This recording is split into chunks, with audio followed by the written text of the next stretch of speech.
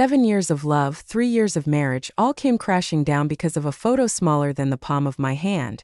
That night perhaps was destiny's cruel design for my life. I didn't cry, didn't scream, didn't make a scene. I just quietly did something that even now when I think back, I still don't understand how I could have been so calm. The soothing music of New York's most luxurious restaurant still echoed in my ears. The aroma of fine wine and the steak we had just enjoyed seemed to linger on my tongue.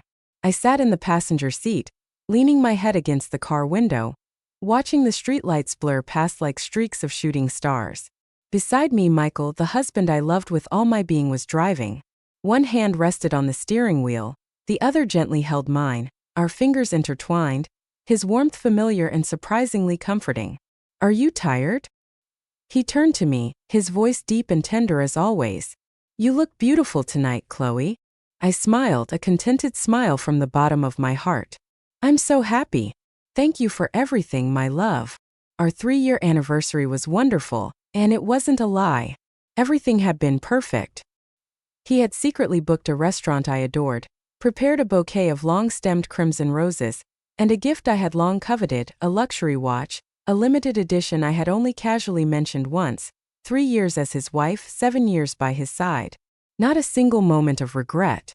I, Chloe Anderson, 28, had a successful career, having inherited and expanded my father's pharmaceutical company, Evergreen Pharmaceuticals. I had a talented husband who loved me dearly. I thought I was the happiest woman in the world. The car pulled into the underground garage of our upscale condo building.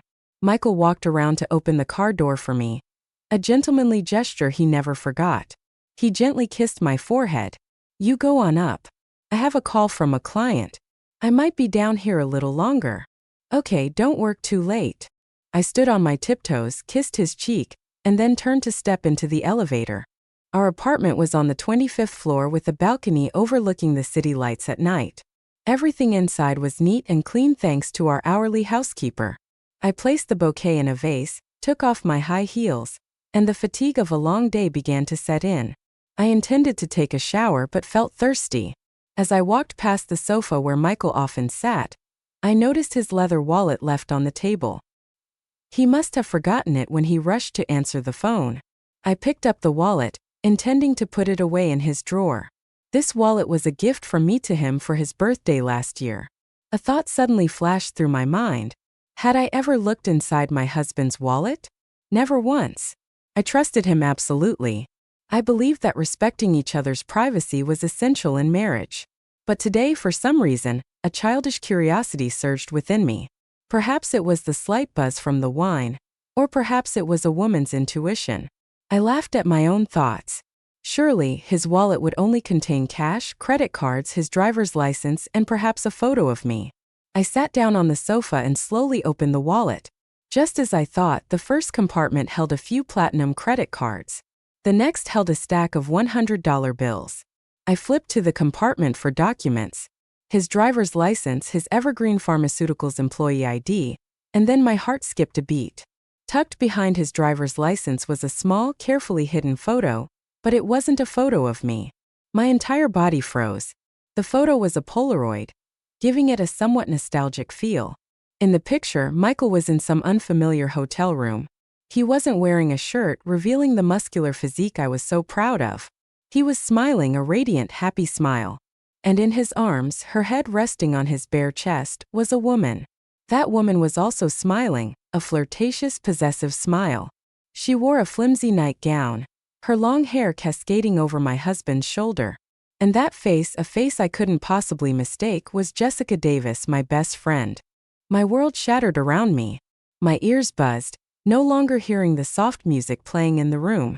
Everything blurred before my eyes, leaving only the smiles of those two people, sharp and agonizing like a knife, plunging straight into my heart. Jessica Davis, the friend who had shared my difficult college years, the person I trusted so much that I invited her to be head of research and development for my company, the one I confided in about all my joys and sorrows, even the most intimate secrets between my husband and me. A sharp pain shot through my chest, and a wave of nausea rose in my throat. I clamped my hand over my mouth, trying to suppress any sob. Why them? My most beloved husband and my most trusted friend. How long had they been together? What had they been doing behind my back? Michael's business trips. Jessica's excuses about being busy and unable to hang out with me.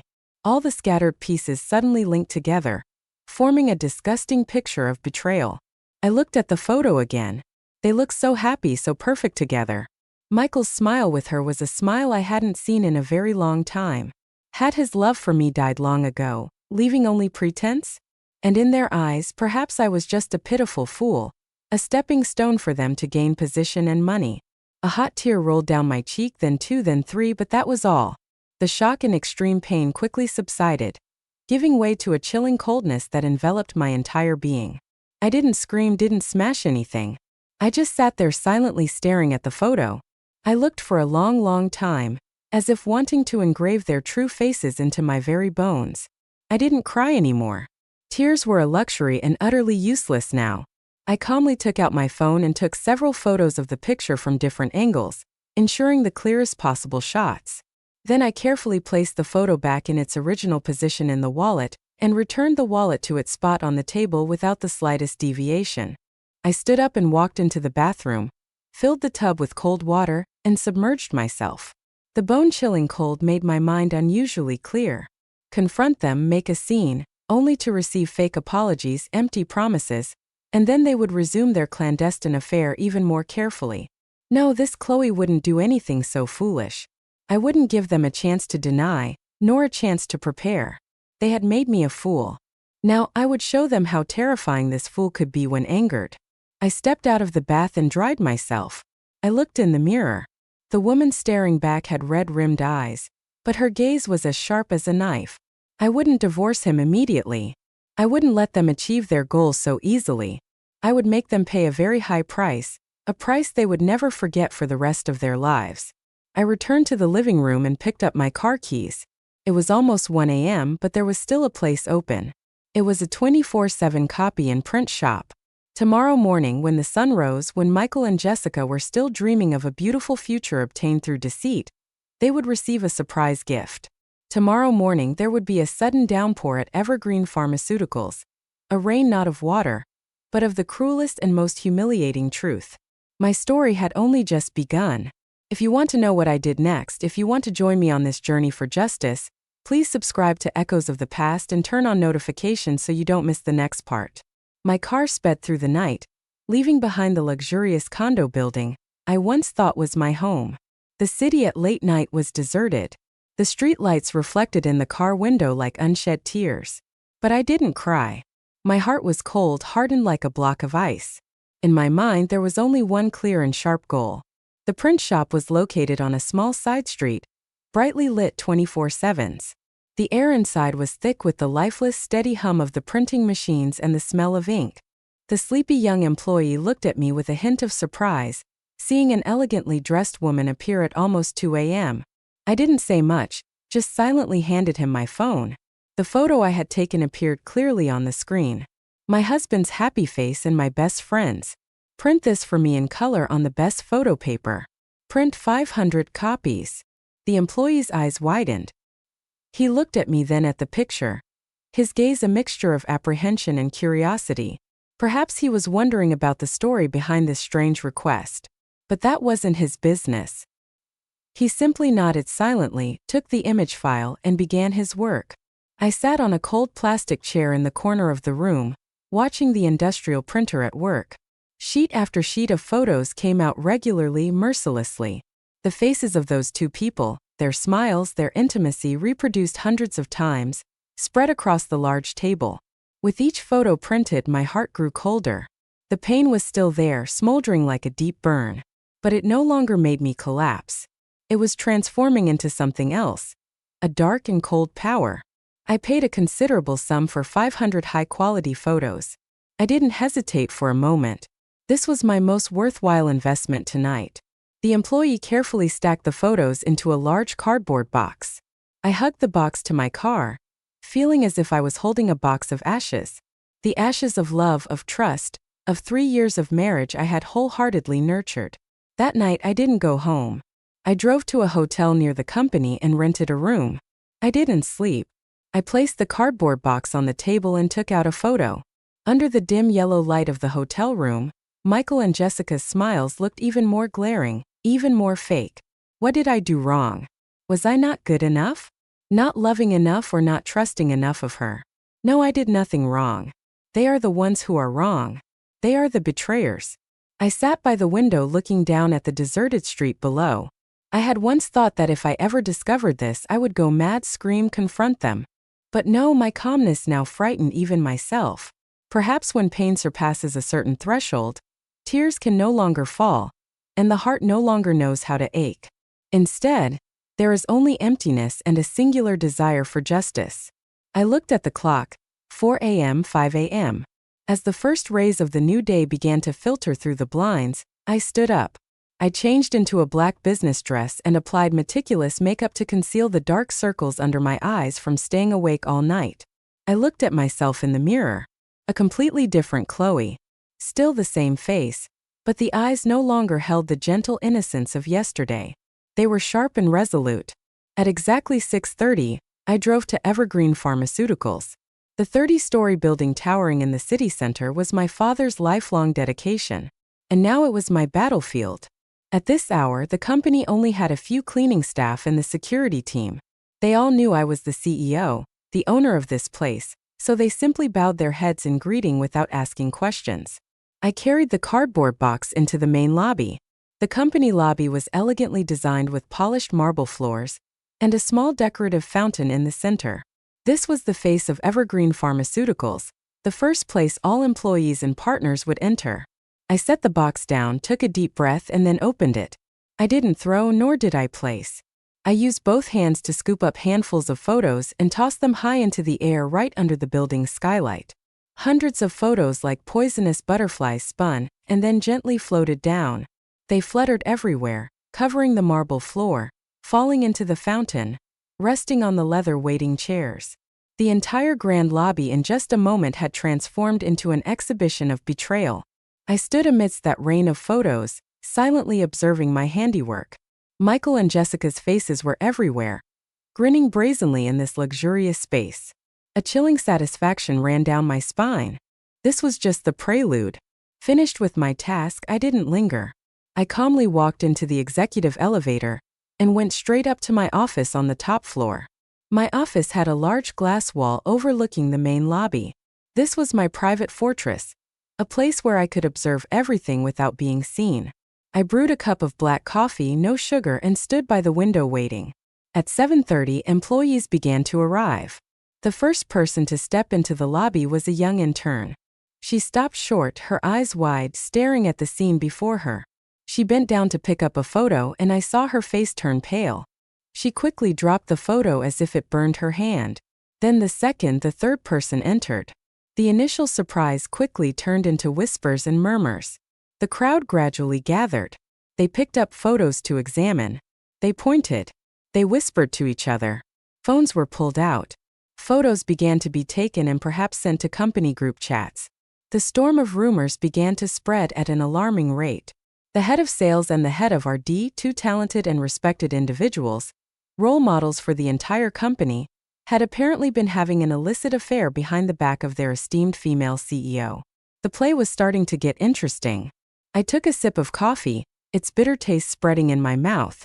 I was still waiting for my two main actors to appear, and then I saw it. Michael's familiar black Mercedes pulled into the VIP parking lot. The car door opened and he stepped out, still in his impeccably tailored suit, looking as dashing as ever.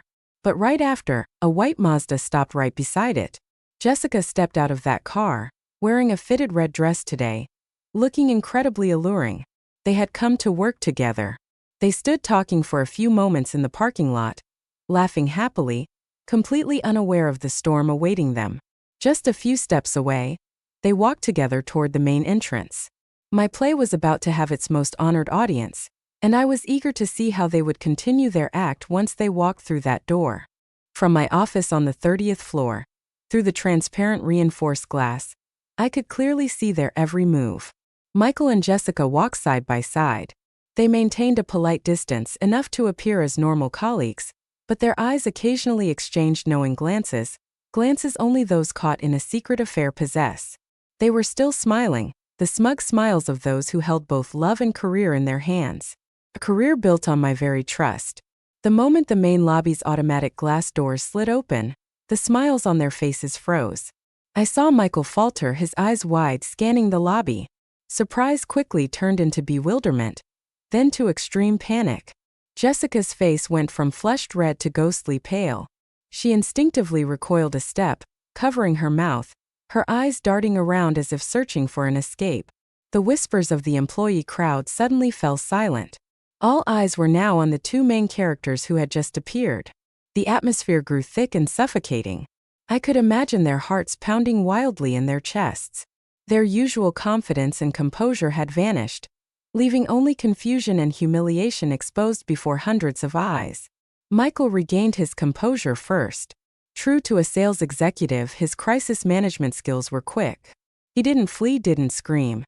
Instead, he rushed forward frantically, picking up the photos scattered on the floor. He picked them up like a madman, clutching them to his chest as if that could hide the truth. Jessica, after a few seconds of frozen silence, also understood. She quickly ran to help. The two high-ranking and influential individuals in the company were now bending, heads bowed, collecting pieces of evidence of their own wrongdoing in the main lobby before the eyes of all the employees. A truly ironic and pathetic sight. Who did this? I heard Michael roar, his voice no longer deep, but hoarse with anger and fear. No one answered. The crowd just stood watching. Some turned away in awkwardness. Others gloated, pretending to check their phones, but actually discreetly recording. I knew that in just a few minutes, this great play would spread across all internal forums. They couldn't pick everything up. Photos were everywhere, some even floating in the fountain. Jessica seemed unable to bear it anymore. She slumped to the floor, covering her face with her hands, sobbing uncontrollably, her tears belated and fake. Michael looked at her, then at the surrounding crowd, and a decisive glint appeared in his eyes. He pulled Jessica to her feet, leaned close to her ear and whispered something. I guessed he was instructing her on how to continue her act. And then he lifted his head, looked directly at the crowd, and spoke, trying to regain his composure. Everyone, please calm down. This is just a misunderstanding. Someone is intentionally trying to harm us to tarnish the company's reputation. I demand that everyone return to their workstations immediately. No gossiping, no spreading these images. Anyone who violates this will face severe disciplinary action. His words still carried weight. The employees began to disperse, though curious glances and whispers didn't cease. At that moment, I decided it was time for me to appear. The executive elevator door slowly opened. I stepped out, still in my black dress, my face devoid of emotion. My appearance halted all activity in the lobby once again. Everyone, including Michael and Jessica, turned to look at me. For a moment, my eyes met Michael's. In his eyes, I saw extreme panic, guilt, and even a plea. He mouthed something, trying to speak, but no words came out. I didn't look at him, nor did I look at Jessica. I just slowly walked forward, my gaze sweeping over the photos still scattered on the floor. I bent down and picked one up. The photo was very clear, very beautiful. I looked at it for a long moment, then raised my head to look at Michael. What? What is this, Michael? My voice was trembling, weak. The words, "What is this?" sounded like they were about to shatter. And then I did something no one could have expected. I slowly crumpled. The photo slipped from my hand. My entire body went limp, falling forward. Chloe! Michael's panicked shout rang out. He rushed forward, just managing to catch me before I hit the cold marble floor. He held me in his arms, calling my name in genuine panic. Chloe, wake up. Don't scare me. I closed my eyes tightly, letting my body go completely limp in his arms. My play had officially begun with me in the role of a pathetic wife, shocked into unconsciousness upon discovering the cruel truth. The crowd stirred once again, this time with worried gasps. The CEO fainted. Call an ambulance. Michael scooped me up. The strength of fear made him act quickly. He didn't call an ambulance. He knew that calling an ambulance would only make things more public. He carried me, running straight towards the executive elevator, shouting to the crowd, "Everyone, clear the way. I'll take her to the resting room." Jessica stood there, frozen, watching us, her face pale, full of guilt and fear. Perhaps in her heart, there was still a shred of friendship for me. Or perhaps she was just scared for her own future. I lay in Michael's arms, feeling his heart pounding wildly. I subtly opened my eyes and saw his face very close, a face contorted with worry. Was he worried about me or about his career? In the elevator, he kept calling my name, gently slapping my cheeks. Chloe, wake up, please. It's not what you think. I kept my eyes closed. I wanted to see how he would continue his act when it was just the two of us. The elevator doors opened on the 30th floor. He carried me through the hallway, pushed open my office door, and gently placed me on the plush sofa. I knew the real confrontation, the play within a play, was about to begin, and I was ready for my performance of a lifetime. I felt myself being gently placed on the familiar sofa. The scent of high-end leather and a faint lemongrass essential oil hung in the air. These things I had chosen to create a relaxing workspace now made me feel suffocated. I kept my eyes tightly shut, my eyelashes trembling slightly, playing the role of a woman just regaining consciousness after a shock. I heard Michael's hurried footsteps, the clinking of cups and saucers. A moment later, a cool towel was gently placed on my forehead. Chloe, you're awake? Drink some warm water. His voice was anxious and regretful. I slowly opened my eyes, my gaze hazy and unfocused. I looked at him, then around the room as if still trying to comprehend what had happened. Michael, what? What happened? I don't remember anything. Michael let out a sigh of relief. Perhaps he thought the shock had made me temporarily forget everything. He quickly helped me sit up, bringing the glass of water to my lips. It's nothing, honey. Your blood pressure just dropped and you fainted. You've probably been working too hard lately. He was trying to cover up the truth. A blatant lie. I took a small sip of water, and then my eyes inadvertently landed on a photo still lying on the floor near my desk. The photo I had intentionally let fall from my hand when I fainted. Memories seemed to flood back. My face turned pale. I pointed at the photo, my voice trembling. That photo. Michael started, following my gaze, his face turning pale. He knew he couldn't hide it anymore. The second act of the play began. He quickly knelt beside the sofa, taking my hands. His usually handsome and refined face was now contorted with pain and remorse. Chloe, I'm sorry. I'm so sorry. It's not what you think. Please let me explain. I remained silent, just looking at him, my eyes filled with tears, full of hurt and confusion. I wanted to see what kind of story he would invent. It was her. It was Jessica who set me up, he said, his voice full of indignation. That day, the company had a party, and I drank a little too much. She said there was an important matter about a new project we needed to discuss, so she took me to her hotel room. I was too drunk to know anything. When I woke up, it was too late. This photo was also taken by her secretly to blackmail me. She was jealous of our happiness. She wanted to destroy our family. Perfect story. He was the victim. A pitiful husband entrapped by a conniving, manipulative female colleague. All the blame was placed on Jessica. And he, out of immense love for his wife, fearing I would be hurt, had silently endured it alone. So noble, so admirable. If it were the Chloe of yesterday, I might have believed him. But the Chloe of today only found it laughable. His acting was truly superb. No less than any Oscar-winning actor. I looked at him, tears beginning to stream down my cheeks. Really? Is that true, Michael? Why would Jessica do that to me? I sobbed, burying my head in his shoulder.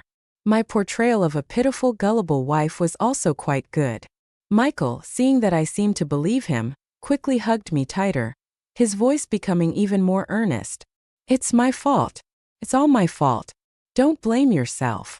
I was just afraid you'd worry and it would affect your health. I intended to resolve things with her completely before telling you. I never imagined she would be so despicable. Chloe, can you forgive me? I swear I only love you. You are the only one in my life. He uttered sweet vows, words that would soften any woman's heart. I continued to cry, my shoulders shaking in his arms. But in that buried face, no one could see how cold my eyes were. His lie had a few cracks. If Jessica used that photo to blackmail him, why would he keep it so carefully in his wallet? He should have destroyed it. And if he was too drunk to know anything, why was his smile in the photo so radiant and happy? But I didn't expose him. The play had to continue. After a period of crying, I looked up, my eyes red-rimmed at him. Michael, are you telling me the truth? You're not deceiving me, are you? I swear. I swear on my life. Then what about Jessica? How am I supposed to face her? You don't have to do anything, Michael said, his voice hardening. I'll handle her tomorrow. I'll make her resign and get out of this company. I won't let her have another chance to hurt you. He spoke with conviction. Resign so quickly. My intuition told me something was wrong, but I didn't ask further. I just nodded, leaning on his shoulder. Then that's good. I don't want to see her again. Don't worry. From now on, no one will be able to come between us. He tightened his embrace. That night, Michael stayed late at the office with me. He was incredibly attentive, taking care of my every need. The new Mont Blanc pen was prominently clipped to his suit jacket pocket. Occasionally, he would take it out, admire it, and sign a few sample words. He had no idea that my third eye was silently recording everything, waiting for the moment he and his accomplice would expose their true selves. I knew their play wasn't over yet, and this pen would be my ticket to the most honored audience seat, to watch what further deceptive acts they would perform behind my back. In the days that followed, my life seemed to return to normal, at least on the surface. Michael acted the part of a perfectly repentant husband. He went to work on time, came home on time. No more secret phone calls or late-night client meetings. He paid more attention to me, often buying small gifts and cooking my favorite meals. He performed a play of reconciliation of a marriage saved after a storm. And I played my part well too. I was a forgiving wife who had completely believed in her husband's repentance. I laughed and chatted cheerfully, watched movies with him, had dinner with him. I no longer brought up the past, no longer showed suspicion. Our apartment was once again filled with laughter, a chillingly fake kind of laughter. As for Jessica, just as Michael had said, she disappeared. The morning after the photo incident, her desk had been cleared. HR announced she had resigned abruptly for personal reasons. Everyone in the company still whispered and gossiped, but no one dared to speak openly. They only looked at me with a mixture of pity and a hint of awe. They thought I, the female CEO, had swiftly dealt with the other woman. They had no idea I was merely an unwilling audience member. But I didn't believe things were that simple. Someone as intelligent and ambitious as Jessica wouldn't easily give up her head of RD position. A position she had worked so hard to achieve just because of a love scandal. And Michael, if he genuinely wanted to break it off, could have fired her immediately without needing her to voluntarily resign. This silent departure felt more like a calculated retreat than a punishment. The Mont Blanc pen still sat prominently clipped to Michael's jacket pocket every day. He loved it, treating it as a symbol of power and also of my forgiveness. He had no idea it was acting like a loyal chip, silently recording every sound, every conversation he had. 3 days. I had waited patiently for 3 days. I knew I couldn't retrieve the pen too soon. It would arouse suspicion. I had to wait for the perfect moment. And the opportunity came on the evening of the 3rd day. Michael said he had an important client meeting at a golf club. He came home, showered, changed into sportswear, and then rushed out. But in his haste, he left his suit jacket with the pen clipped inside on the sofa. I waited until the sound of his car had completely faded before I hurried to it. My heart pounded. I tremblingly pulled out the pen and plugged it into my laptop via a special cable. An audio folder appeared containing dozens of recordings named by date and time. I put on my headphones, took a deep breath, and clicked on the first recording made right after I had given him the pen. Initially, it was just ambient sounds, rustling papers, the click of a keyboard. Then I heard his office door open. "You can come in now," Michael's voice. "Aren't you going to close the door? Do you want everyone to know?" A female voice, familiar and heartbreaking, replied it was Jessica. So she hadn't resigned. She was still secretly meeting my husband right at the company. "Don't worry. No one dares to come up to the 30th floor at this hour." Michael's voice held a hint of annoyance. "Have you caused enough trouble? Do you know how much trouble I went through to appease that old woman? Do you?" That old woman? He was calling me that. Cause trouble. Jessica's voice became sharp. "Michael, that's rich coming from you. Who was careless enough to leave that photo in their wallet? Do you know how much I've been humiliated because of this? Now everyone in the company looks at me like a vixen. How can I even show my face at work? I told you to take a temporary break at home. When things calm down, I'll find a way to bring you back. That RD position of yours. Who else could fill it but you? Temporary for how long? A month, 2 months, or a lifetime? Don't be unreasonable. Michael snapped. Our big plan is about to succeed, and you're thinking of giving up over this small thing. Do you remember what our goal is? It's this entire Evergreen Pharmaceuticals company. My ears rang. So that photo wasn't just evidence of an affair. It had inadvertently exposed a much larger conspiracy. They weren't just trying to deceive me emotionally. They wanted to seize my father's life's work. I trembled and pressed play again. Of course I remember. Jessica's voice softened, seemingly persuaded. But your wife isn't as foolish as you think. I'm afraid she's starting to suspect something. Suspect what? Michael scoffed, a smile full of confidence and contempt in his voice. You don't know how much she loves me. All I have to do is sweet-talk her a little, shed a few crocodile tears, and she'll believe me implicitly. She loves me so blindly, she'd hand over her entire fortune without a moment's hesitation. A pathetic love-struck woman. That's why we have this opportunity. Pathetic love-struck. That's what he thought of me. Of the love I had given him. So what's the next step? Jessica asked. I'll continue to play the role of the repentant husband. And at the same time, I'll start telling her about the company's difficulties, about the pressure I'm under. I'll make her feel tired of the business, feel that she should step back and let me protect her. Gradually, I'll persuade her to transfer some of her shares to me on the pretext of gaining more say on the board to protect her father's legacy. Sounds good. But what if she doesn't agree? A long silence. Then Michael's voice came so cold it made me shiver. If she doesn't agree, then we'll have to resort to Plan B. Plan B? Exactly. An accident? A small accident. For example, brake failure or a sudden heart attack due to overwork. Chloe has a history of mild heart problems. You know that just one shock at the right time and everything will be resolved. Then, as her legal husband, I'll naturally inherit everything. I tore off the headphones and threw them on the table. I couldn't listen anymore. My entire body trembled not from fear but from rage. An extreme rage. A burning indignation that went to my very bones. They didn't just want to steal my assets. They wanted to kill me. My husband, with whom I shared a bed, my best friend, whom I trusted implicitly. They were a pair of venomous snakes secretly planning to end my life in the cruelest way possible. The luxurious hotel room suddenly felt as cold as an ice cave. I sat there frozen in the darkness. Michael's words, "I'll naturally inherit everything," echoed repeatedly in my head. A will, right? My will. If I died without a will, he as my husband would be the legal heir. And I knew he and Jessica had certainly thought of this. Perhaps they were just waiting for the right moment, waiting for me to sign some transfer agreement or for an accident to occur. A bitter smile formed on my lips. Michael, Jessica, you have planned meticulously, but you have forgotten one thing.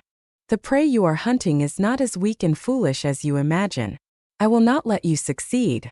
I will not only protect my assets, I must also protect my life. And I will make you pay for every malicious scheme, every wicked calculation. But to do that, I couldn't act alone. I needed an ally, someone smart enough, trustworthy enough, and powerful enough to confront them. Only one name came to mind. A person I should have turned to from the very beginning. The initial anger and fear gradually subsided, replaced by a chilling clarity. I couldn't just sit here trembling with fear. I had to act to stay one step ahead of them. I retrieved the recording pen and carefully placed it back in its original position in Michael's suit jacket. The play had to continue, and this third I still had to perform its duty. Early the next morning, I left the hotel, not returning home, but driving straight to an old, stately mansion district in the city. This area was starkly different from the hustle and bustle of downtown. The atmosphere here was quiet, dignified, with ancient oak trees casting cool shadows. I stopped the car in front of a white villa with intricate iron gates. This was the private residence and law office of Mr. Roberts. Attorney James Roberts, a name respected by anyone in the city's business circles. He was not only the best lawyer in corporate law, but also my father's closest friend. the partner who had helped my father build Evergreen Pharmaceuticals from its difficult beginnings. After my father passed away, he had retired to become a senior legal advisor to the company. But I knew that for him, Evergreen Pharmaceuticals wasn't just a client. It was the dedication, the legacy of his deceased friend.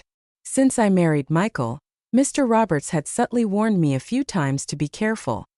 He said he didn't have a good feeling about this overly perfect and somewhat ambitious young man. But at that time I was too immersed in love and ignored all his advice. Now looking back, I realized how foolish I had been. The young secretary recognized me immediately. "Hello, Miss Anderson.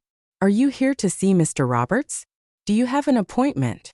"No, but please tell him it's an urgent matter concerning the survival of Evergreen Pharmaceuticals." Hearing this, the secretary didn't dare delay and quickly went inside. A few seconds later, the heavy wooden door of the office opened and Mr. Roberts appeared. He was in his early 60s, his salt and pepper hair neatly combed. His face was resolute, his eyes still as sharp as ever. "Chloe, what's wrong? You seem distraught." I said nothing, just walked inside. When the office door closed, the strength I had forced myself to maintain for so long suddenly collapsed. I burst into tears. Tears of bitterness, resentment, and fear. I handed him my phone with the audio file I had saved. Mr. Roberts silently put on the headphones. His face grew sterner with each passing moment. His bushy eyebrows furrowed, his hands clenched into fists on the table. When the recording ended, he took off the headphones. The air in the room felt thick. He said nothing, just stood up, walked to the window, and lit a cigarette, a habit he only indulged in when contemplating a very serious issue. I was wrong. His voice was deep and hoarse. I should have been more assertive in preventing this marriage. I underestimated their cunning. He turned to look at me, his eyes no longer reproachful, but filled with sorrow and a burning anger. "Chloe, don't be afraid. As long as I'm alive, no one will be able to touch you or steal Evergreen Pharmaceuticals. I promise you, and I promise my departed friend." His words were like a sedative, calming my turbulent soul. For the first time since discovering the truth, I felt I was not alone. I had a solid support system. "Now the first thing we need to do." He extinguished his cigarette and returned to his desk, his seasoned lawyer's demeanor back in place, "is to neutralize their ace in the hole. Your will. Your will." Exactly. Under the law, if something unfortunate were to happen to you without a will, your primary legal heir would be your husband, Michael Johnson. That's why they want to act. "We must create a new will immediately." He explained that we would draft a new will. It would stipulate that in the event of my untimely demise, all my assets and shares in Evergreen Pharmaceuticals would be transferred to a charitable foundation managed by him, not to Michael. This will would be legally notarized and a copy kept at the law firm. Most importantly, he emphasized, we must find a way for Michael to accidentally learn about the existence of this will. When he realizes that even if you die, he won't get a single dime, his accident plan will become meaningless. He'll have to switch to plan at trying to trick you into transferring your shares. I nodded, understanding his intention. This was a strategy to cut off their escape route, eliminating their motive for murder. "Once your life is safe, we'll begin our counterattack." Mr. Roberts looked at me, a sharp glint in his eyes. "You said they want to trick you into signing share transfer documents, right? Good. We'll use their own trap against them, turning it into their downfall." A bold and intricate plan began to unfold. I would continue to play the role of the lover, vulnerable wife, appearing increasingly disheartened by the business. I would accidentally let Michael see the new will, lying that it was my father's dying wish, that I was doing it to protect his legacy. This would further convince Michael that I was naive and easily manipulated. Then, when he made his demand for share transfers, I will agree, but with conditions set by us. In this chess game, we won't just be defending, we will be actively attacking, Mr. Roberts concluded, his voice full of confidence. "You only need to do one thing. Play your role perfectly. I'll handle everything else."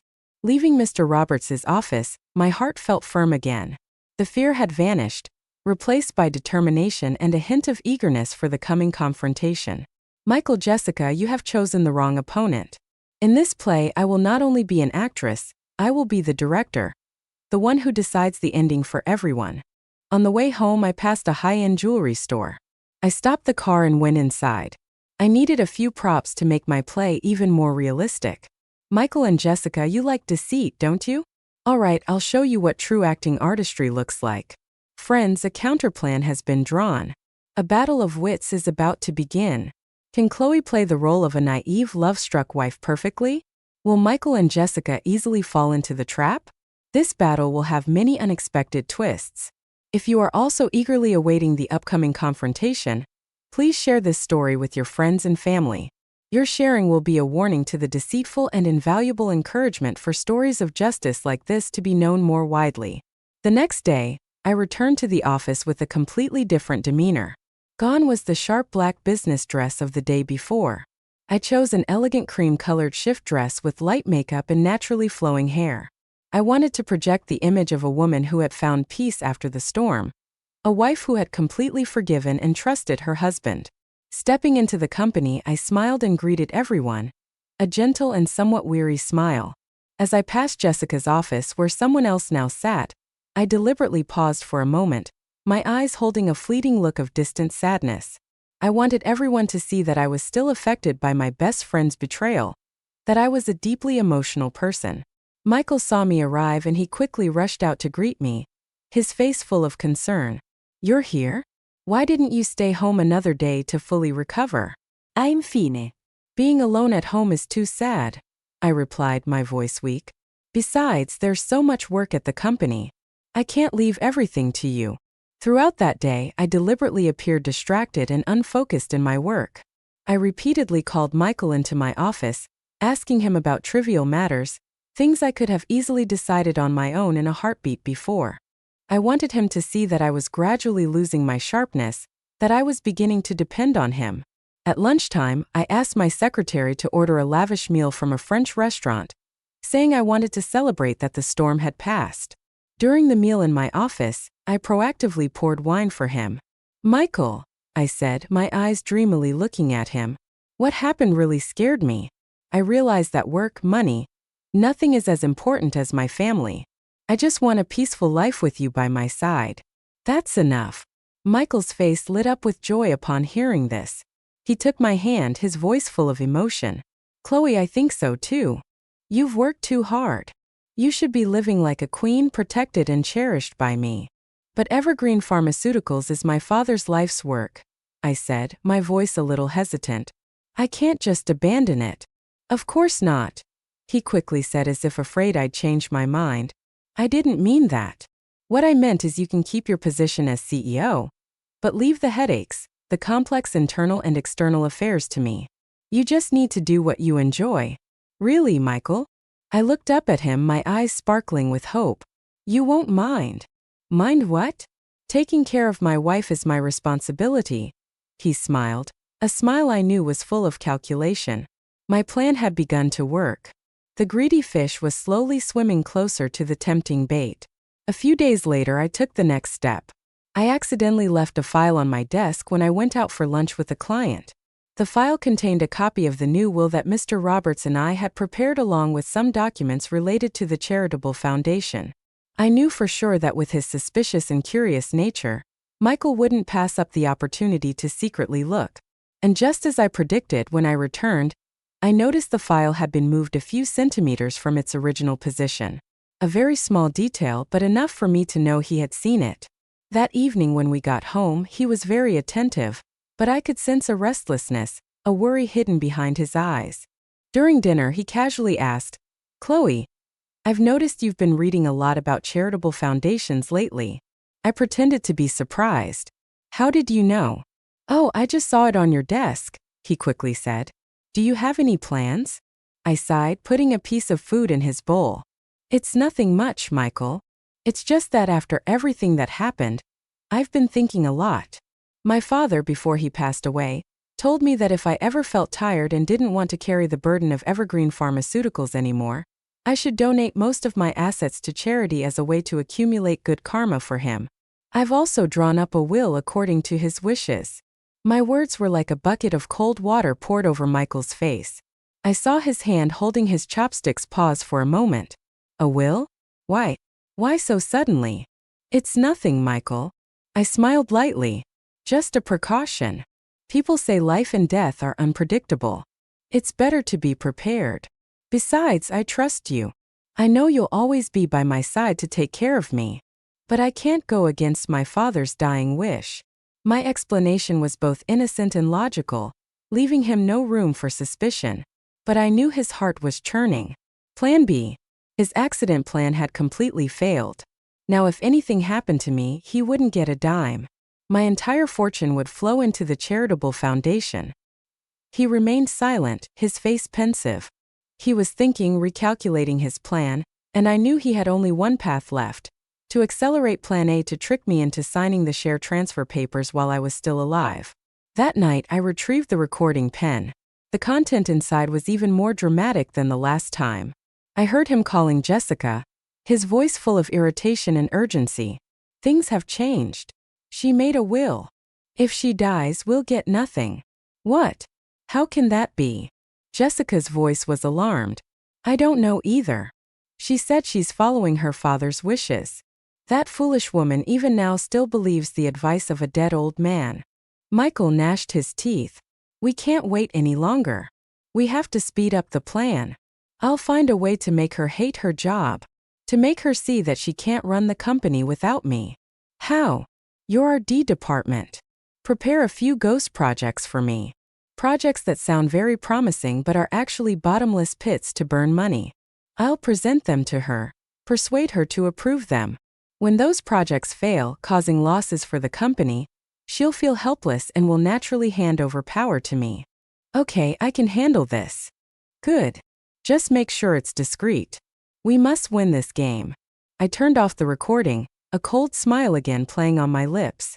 Ghost projects. Excellent. You want to set a trap for me? I'll let you have your way. I will step into that trap myself, but when I walk out, the one trapped won't be me. I took out the prop I had bought from the jewelry store the other day. It was a stunning sapphire face diamond ring. But it wasn't just a normal ring. The sapphire face was actually a miniature camera capable of high-resolution video and audio recording. Michael, Jessica, I have prepared a grand stage for you. Go ahead and perform. Unleash your dirtiest schemes.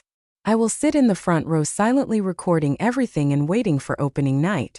My play with Michael continued flawlessly in front of everyone. We were a devoted couple who had just overcome a storm, our love growing stronger. He picked me up from work, prepared romantic dinners, and spoke sweet words. And I perfectly played the role of a wife, gradually letting go of her career burdens to lean on her husband's strong shoulder. I often complained about work pressures, about frustrating financial figures, about endless meetings. You're right, Michael, I would say, leaning my head on his shoulder every evening, my voice weary. I'm really not cut out for the business world. I just want to be a normal woman, staying home and taking care of you. Each time I said this, Michael's eyes would flash with a triumphant glint. He would quickly comfort me. Don't worry, I'm here. I'll take care of everything at the company. You just need to be beautiful and happy. He had no idea that while he was lost in self-satisfaction, the sapphire ring on my finger was silently recording everything. His every word, every gesture, every expression was captured clearly. And then, just as I predicted, Jessica began to act. A week later, during the weekly briefing meeting, she, despite having resigned, unexpectedly reappeared. Michael explained to everyone that because the project to develop a new line of herbal products was entering a critical phase, and Jessica was the most knowledgeable person, he had specifically invited her back as a project consultant to complete the work. I sat in the chair, silently observing. The other department heads whispered a little, but with Michael's backing and my silence, no one dared to object. I knew this was when they would start releasing the bait. Jessica, in her role as a consultant, eloquently presented a new project called Evergreen Wellness. She painted a beautiful vision. A completely new line of functional products extracted from a rare herb found in the Pacific Northwest, capable of curing all ailments. She presented research data and impressive projected growth charts. This will be a revolution in the functional pharmaceutical industry, she concluded confidently. As long as we invest heavily in the initial phase to build cultivation areas and extraction facilities, I am confident that within 2 years, Evergreen Wellness will bring 5 to 10 times the profit. I listened, gently turning the ring on my finger. The plan sounded appealing, but with the experience and keen insight honed by my father, I immediately recognized the illogical points. The initial capital investment was too large, the payback period too long, and the figures she presented were unrealistically optimistic. This was the bottomless pit they had prepared for me. Michael immediately spoke in support. I completely agree with consultant Jessica Davis's opinion. This is a golden opportunity we cannot miss. Chloe, what do you think? He turned to me, his eyes full of anticipation. Everyone in the meeting room turned their gaze towards me. They were waiting for the CEO's decision. I pretended to hesitate, furrowing my brow in thought for a long moment. I looked at the detailed plan Jessica had prepared. Everything was done very professionally. It was hard to find flaws if only glancing through it. I think this project has a lot of potential, I said, my voice a little hesitant. But the initial capital investment seems a bit large. Is it too risky? High risk means high reward, honey. Michael quickly persuaded. Just trust me. With my experience and Jessica's talent, we will definitely succeed. Don't worry about the numbers anymore. Just leave it to me. I looked at him, then at Jessica. Both were looking at me with expectant eyes and unspoken anticipation. I knew if I refused, they would find another way. The best way was to let them carry out their plan. That way they would fully expose their true colors. All right then, I sighed, feigning complete persuasion. If you're so confident, I'll trust you.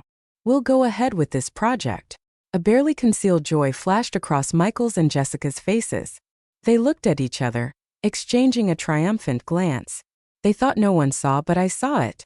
The miniature camera on my lapel pin saw everything. Immediately after the meeting, I returned to my office alone. The first thing I did was copy the video from the ring.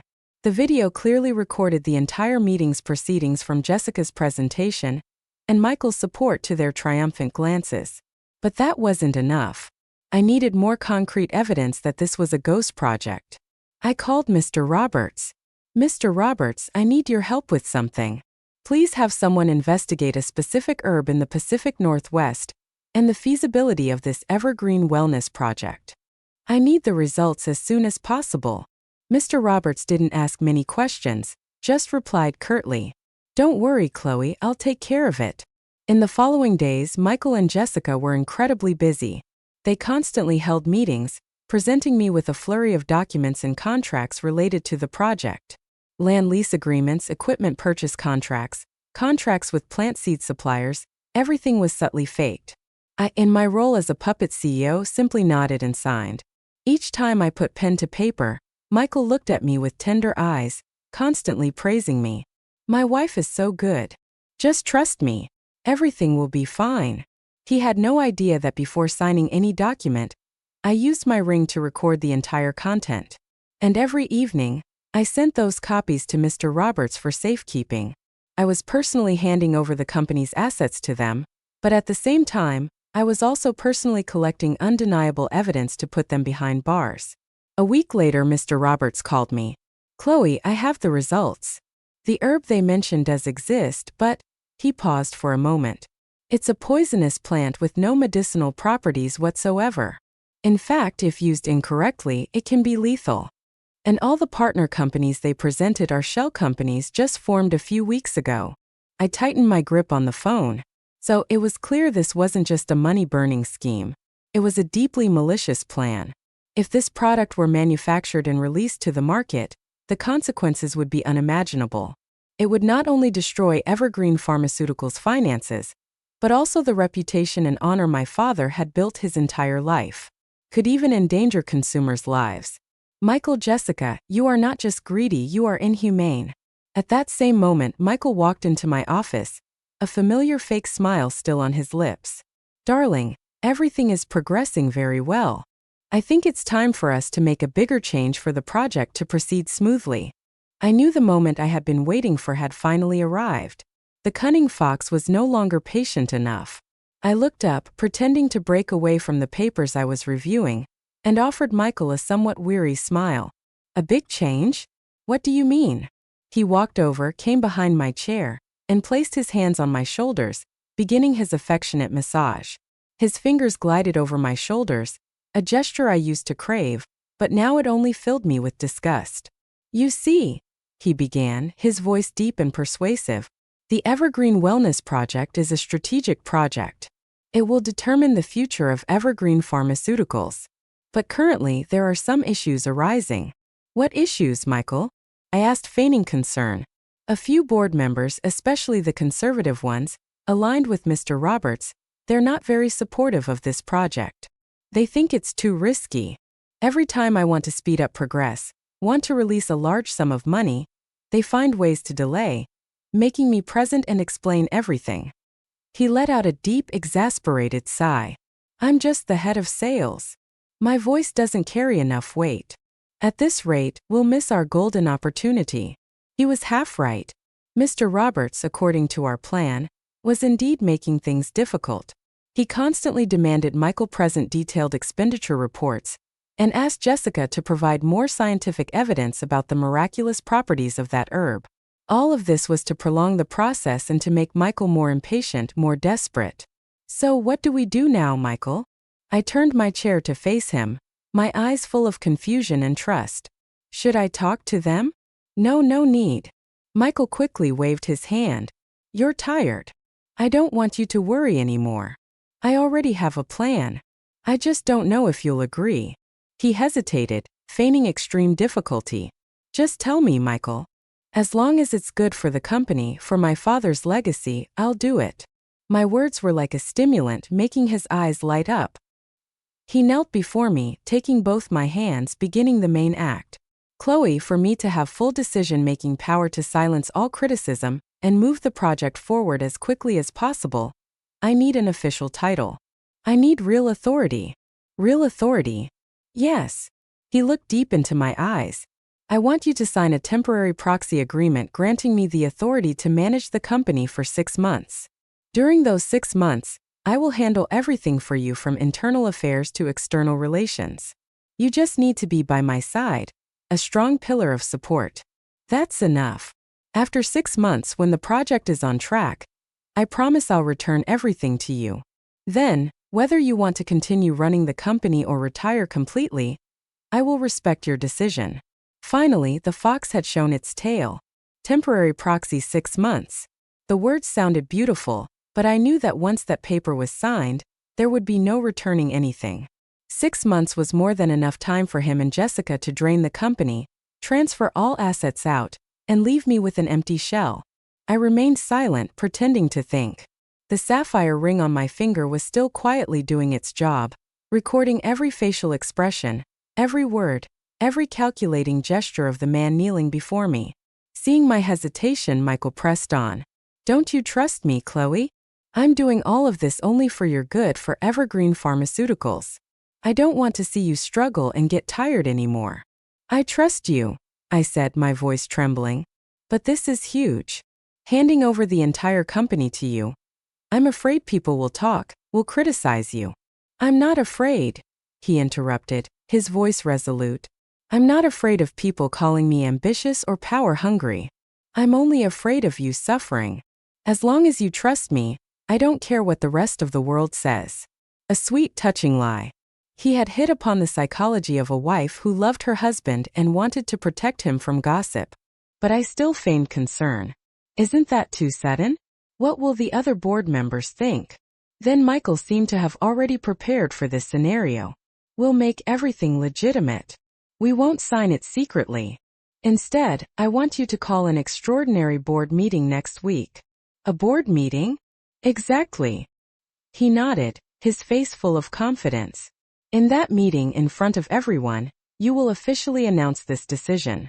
You will say that due to your health and your desire to step back and focus on family, you have decided to temporarily entrust the management power to me. That way, no one can object. They will only see the absolute trust you place in your husband. They will have to admire our love." What a perfect plan. He didn't just want power. He wanted it in the most glorious, most legitimate way.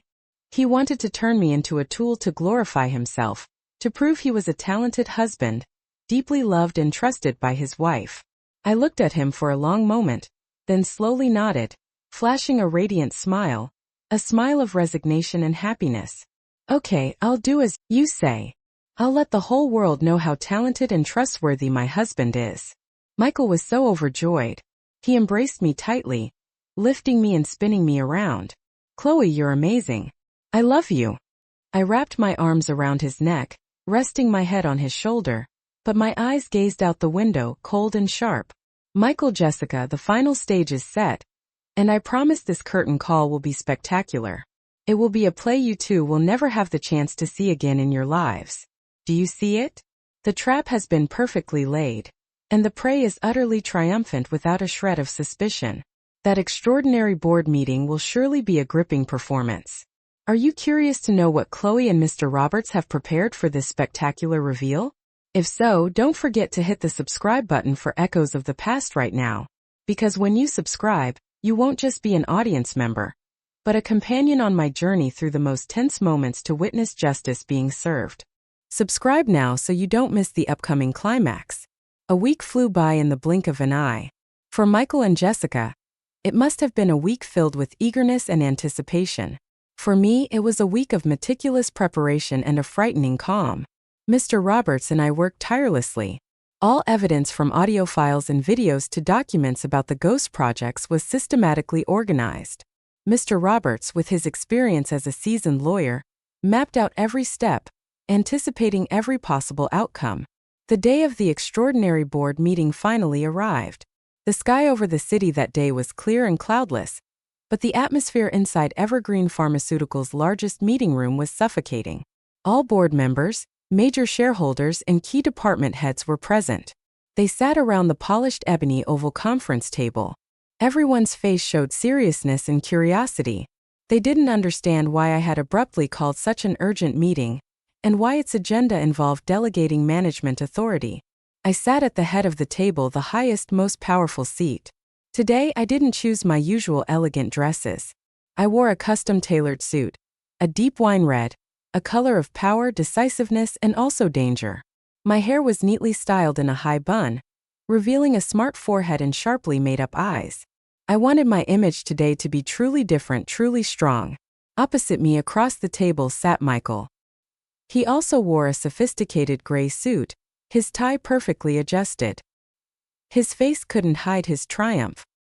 His eyes looked at me with great affection and pride, but I knew deep within them greed was cheering. Sitting next to him as a project consultant was Jessica. She wore a discreet navy blue business dress, her face lightly made up, appearing very professional and humble. Both of them, a deceitful pair, were performing a perfect play in front of the most powerful people in the company. The meeting began. I stood up and spoke. My voice today was clear, articulate, and full of inner strength without the weakness and weariness of previous days. Distinguished guests, thank you all for taking the time to attend today's extraordinary meeting. The reason I convened this meeting, as stated in the announcement, is to disclose an important decision, a decision that will greatly impact the future of Evergreen Pharmaceuticals. The meeting room fell silent, all eyes fixed on me. I took a deep breath and then turned to look at Michael, flashing a very bright smile. As you all know, over the past period, our company has faced considerable challenges both internally and externally. In our most difficult moments, I have been incredibly fortunate to have a talented husband, a dedicated colleague who has always been by my side, sharing every burden. That person is Mr. Michael Johnson, our head of sales. I gestured towards him, and everyone applauded. Michael stood up, bowing gracefully. His face beamed with happiness. He was savoring the moment of honor. I continued, my voice starting to thicken slightly. But truthfully, after all the upheavals, I feel utterly exhausted. My health no longer allows me to bear such a heavy responsibility. I've realized that a woman's true place perhaps is still behind the scenes, providing steadfast support for her man. My words made the board members, especially the older ones, nod in approval. They thought I was a woman who was both capable and reasonable. Therefore, I looked directly into Michael's eyes, my gaze filled with love and trust. After many sleepless nights, I have reached a decision. Today, in front of everyone present, I, Chloe Anderson, CEO of Evergreen Pharmaceuticals, hereby officially and temporarily delegate full management authority of the entire company to my husband, Mr. Michael Johnson, for a period of 6 months. My statement was like a bomb dropped in the middle of the meeting room. Everyone was stunned, surprised. Mr. Roberts, who had been sitting silently at the end of the table, also showed extreme surprise and objection. "Chloe, what are you saying?" He shot up from his seat. "Do you know what you're doing? Handing over your father's entire legacy to him? Are you insane?" Michael immediately stood up to defend me. "Mr. Roberts, please respect my wife's decision. This is her heartfelt wish. I promise I will not betray this trust." I quickly waved my hand, trying to reassure Mr. Roberts. "Mr. Roberts, please calm down. This is my decision. I have thought it through very carefully. I trust Michael implicitly." The brief argument between Mr. Roberts and Michael only made my decision seem more genuine. Everyone believed this was entirely my will without any coercion. After having seemingly convinced the board, I gestured to my secretary. She brought out a prepared set of documents and placed them in front of me. "The management proxy agreement. To ensure clarity and transparency, we will sign the agreement right here," I said. Michael could barely hide his triumphant smile. He looked at Jessica and they exchanged a victorious glance that they thought no one saw. But I saw it. The miniature camera on my lapel pin saw everything. I picked up my pen, a gold-plated Parker fountain pen, the first gift my father gave me when I entered college. I uncapped the pen. The entire room held its breath. Michael leaned forward. His eyes were fixed on the tip of my pen, waiting for the historic moment, the moment he would officially become the owner of Evergreen Pharmaceuticals.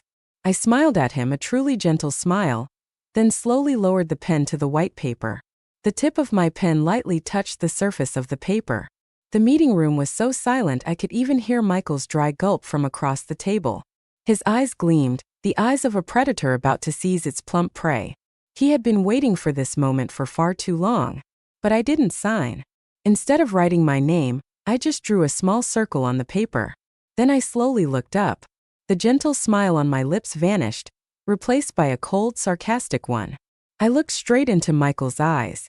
"Are you very disappointed, my dear husband?" My question, along with my completely changed smile and gaze, stunned Michael. The smile on his face froze. He looked at me, then down at the contract, his face clearly bewildered. "Chloe, what are you talking about?" Not just him. Everyone in the meeting room was bewildered. They didn't understand what was happening. My play had changed too abruptly. I didn't answer him. I simply and leisurely capped the pen, placed it on the table, and then signaled to Mr. Roberts. Mr. Roberts, who had been sitting silently with a look of indignation until now, stood up, his demeanor unusually dignified. He said nothing, just took a remote control from his briefcase and pressed a button. Immediately, the giant projection screen behind me, which had been displaying the Evergreen Pharmaceuticals logo, flickered off and then came back on. But this time, the image that appeared was not dry business charts. It was a video clip. The video was shot from a very low angle, precisely from my sapphire ring. The first image that appeared was Michael's face, kneeling before me in my office, his face full of earnestness. His voice resonated clearly. "I want you to sign a temporary proxy agreement granting me the authority to manage the company for 6 months. The meeting room began to buzz. Michael's face turned ashen. He jumped up, pointing at the screen, stammering. "What? What is this, Chloe? You?" The video continued. This time it was footage from last week's briefing meeting. Jessica was eloquently presenting the Evergreen Wellness Project, followed by Michael's enthusiastic support. And then the triumphant glances they exchanged, thinking I had fallen into their trap. "Where is this from? Why are these videos playing?" An elderly shareholder spoke, his voice full of astonishment. I stood up, arms crossed, my voice cold and resolute, echoing through the meeting room. "Distinguished guests, this is what has truly been happening behind our backs. This is the true face of the husband I trusted implicitly and his highly talented project consultant." Michael and Jessica were completely frozen now, their faces utterly bloodless. They looked at me as if I were a monster. But the best act is yet to come. "Perhaps you think these are just internal conflicts, typical power grabs," I said, my voice full of sarcasm. "But no, the truth is far more horrifying." I signaled to Mr. Roberts again. An audio file was played. This time it was the sound from the Mont Blanc pen. "We can't wait any longer. We have to speed up the plan. I'll find a way to make her hate her job." Michael's and Jessica's voices discussing creating ghost projects to drain the company echoed clearly. "If she doesn't agree, then we'll have to resort to Plan B." Plan B? Exactly. An accident, a small accident. For example, brake failure or a sudden heart attack. At this, the meeting room erupted. Everyone stood up. Shouts and furious curses directed at Michael and Jessica. They couldn't believe that the people they had always respected could conceal such a cruel and inhuman conspiracy. Slander. It's all slander. The audio is edited. Michael shouted in desperation, trying to deny his guilt. Edited. Mr. Roberts finally spoke, his voice carrying the authority of a legal professional. "Mr. Johnson, all these audio and video files have been submitted to forensic experts. They are entirely original with no signs of tampering whatsoever. And the forensic report is right here on my desk." He held up a red stamped document. Michael saw it. His entire body went limp and he slumped into his chair. He knew all avenues of denial had been blocked. Jessica could no longer stand. She sank to the floor, covering her face with her hands, sobbing uncontrollably. Her career, her reputation, the bright future she had always dreamed of, all shattered in a matter of minutes. I stepped out from the head of the table and slowly walked towards them. I stopped in front of Michael, who was slumped over the table, his shoulders shaking. "Michael," I said, my voice strangely calm. "Your play was excellent. Your acting was truly superb. But you forgot one thing." He slowly lifted his head, his bloodshot eyes looking at me, filled with hatred and despair. "That in a play, the script writer and the director are the ones who decide the ending." I smirked, the smile of a victor. "And in this play, the director is me." The moment I finished speaking, the meeting room doors burst open. 2 lines of police officers in uniform, their faces stern, entered in unison. The lead officer, a captain, held up arrest warrants in front of Michael and Jessica. "Mr. Michael Johnson, Miss Jessica Davis, you are both under arrest for investigation into fraud, embezzlement, and organized conspiracy to commit murder. Please come with us to the station."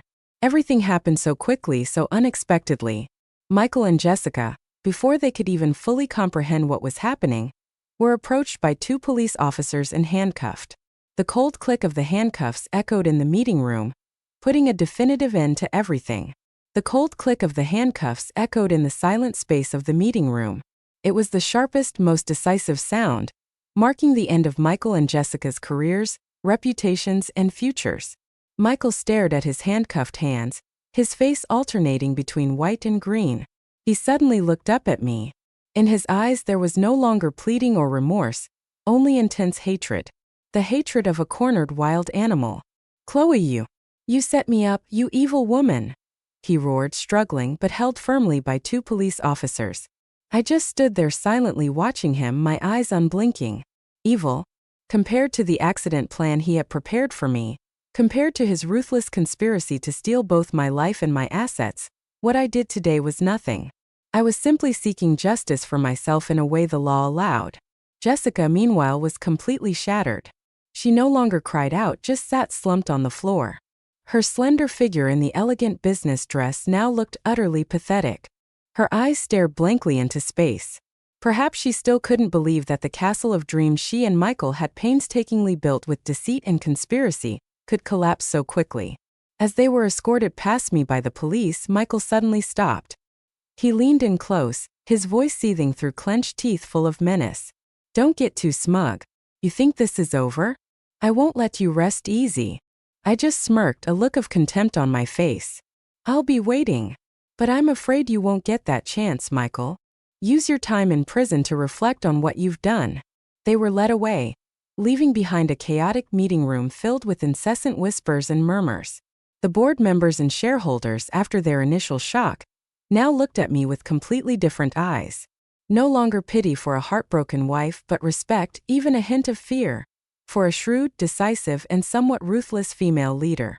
Mr. Roberts walked up beside me, patting my shoulder. "You did well, Chloe. Very courageous." "Thank you, Mr. Roberts. I couldn't have done it alone without you." The meeting then quickly resumed, but with a completely different atmosphere. I, as CEO, stepped forward to reassure everyone. Distinguished guests, I know everyone is very unsettled right now, but I want to assure you that Evergreen Pharmaceuticals will not collapse because of the departure of these two rotten apples. On the contrary, this is an opportunity for us to cleanse ourselves, to remove the tumors, and rebuild a cleaner, stronger Evergreen Pharmaceuticals. I announced that I would review all projects, especially the Evergreen Wellness Project. I pledged to recover all damages caused by Michael and Jessica, and to return all company operations to a transparent path. My resolute words and decisive actions quickly regained everyone's trust. The biggest personnel storm in Evergreen Pharmaceuticals history had passed, leaving behind losses, but also opening a new chapter, an opportunity for rebirth. News of the sensational arrests at Evergreen Pharmaceuticals spread like wildfire. Major newspapers reported on the case of the CEO betrayed by her husband and best friend who conspired to commit murder, becoming one of the hottest and most discussed topics for a long time. The evidence I presented at the meeting was widely circulated, exposing the full true faces of the deceitful couple. Public opinion, initially skeptical, now fully turned to support and admire me. At the investigation agency, faced with undeniable evidence, Michael and Jessica could not remain obstinate for long. They began blaming each other. Michael claimed that all plans were instigated by Jessica, and that he only acted recklessly because he loved her too much. Jessica, meanwhile, cried, saying she was merely a pawn in Michael's hands, exploited both emotionally and professionally by him. Their true faces when confronted with danger were utterly contemptible. The passionate love they once displayed now only remained as selfishness, and a desire to push blame onto the other to save themselves. But the net of justice, though wide, lets few escape. For charges of organized fraud, embezzlement, and especially conspiracy to commit murder, they faced a very long sentence. A sentence that would bury their youth and future behind bars. A few days later, I received a call from an unknown number. It was Michael's mother. Her voice on the phone was no longer sweet as before, but full of pleading and tears. "Chloe, I beg you, please give my son a chance at life. He was foolish. He wronged you, but he's my only child. I beg you, please drop the lawsuit. Our family will compensate you for everything." I listened in silence as she finished, feeling no sympathy in my heart. "Ma'am," I said, my voice cold, "when your son planned an accident for me, did you think about giving me a chance at life? When your entire family conspired to seize my assets, did you think about the word forgive? Everything is out of my hands now. Let the law judge." With that, I hung up. The score was settled. My forgiveness could not extend to those without humanity. They had to pay the price for their crimes themselves. Everything seemed to have ended. The wicked had been punished. Justice had been served. But I knew my battle was not over. Seeking justice was only the first step. The next and most important step was to revive Evergreen Pharmaceuticals, to rebuild it from the ashes of betrayal. Friends, the net of justice has been cast and the wicked have been caught. But is this truly the end for Chloe's life and Evergreen Pharmaceuticals' future? Will the betrayers accept defeat? Many questions remain unanswered. If you share these thoughts, please leave a comment below. Share your feelings, your predictions for the journey ahead. Each of your comments is a valuable perspective, making our story more multifaceted and profound. After the storm, the sky didn't immediately turn clear. Evergreen Pharmaceuticals at this time was like a large ship that had just weathered a fierce hurricane. Though it hadn't sunk, its hull was scarred, its mast askew, and it needed a skilled captain to steer it back on course. And that captain was none other than me. The months that followed were a period of relentless work. I practically ate and slept at the company. The first and most urgent task was to deal with the aftermath of the Evergreen Wellness Project. Tens of millions of dollars had been dispersed into shell companies and fraudulent contracts set up by Michael and Jessica. It was a severe financial wound for Evergreen Pharmaceuticals. Along with Mr. Roberts and the legal team, we worked with banks to freeze related accounts and sued the shell companies to try to recover every possible dollar. It was a highly complex and costly legal battle, but I refused to give up. Every dollar recovered was not just financially significant, it was a reaffirmation of justice. In addition, I had to face a crisis of confidence from within the company itself. The incident involving Michael and Jessica, two senior executives, had caused a great shock. Employees were confused and worried about the company's future and their own. Rumors and suspicions began to spread. I decided to hold a direct dialogue with all employees, an unprecedented event at Evergreen Pharmaceuticals. I stood before hundreds of people, not as a distant CEO, but as a colleague, a captain facing a storm. I didn't hide the difficulties. I spoke truthfully about the losses the company was suffering, about the challenges we were about to face. But I also spoke about my belief, my determination to revive this ship. I know many of you are worried, I said, my voice echoing through the auditorium. But I want you to look at me. I, who was once deceived, betrayed by the very people I trusted most, am still standing here. I did not fall, and Evergreen Pharmaceuticals will not fall. Evergreen Pharmaceuticals is my father's life's work, and the second home for all of us. This home is hurting, and it needs us, all of us, to work together to repair and rebuild it. I cannot do it alone. I need your trust, your unity, and the effort of each and every one of you. My sincere words seemed to touch everyone's hearts. The initial silence was replaced by applause, timid at first, but then growing louder. I knew I had successfully begun to unite the people of Evergreen Pharmaceuticals. In the time that followed, I made strong reforms. I completely abolished the old R&D department headed by Jessica, a department that had been corrupted into a tool for draining the company. Instead, I established a new pharmaceutical research institute, inviting leading experts and scientists with a transparent and sustainable development strategy. I also boldly promoted talented, dedicated young employees to important management positions, creating a new vitality for the entire company. My personal life also underwent changes. I no longer lived in the luxurious condo filled with painful memories.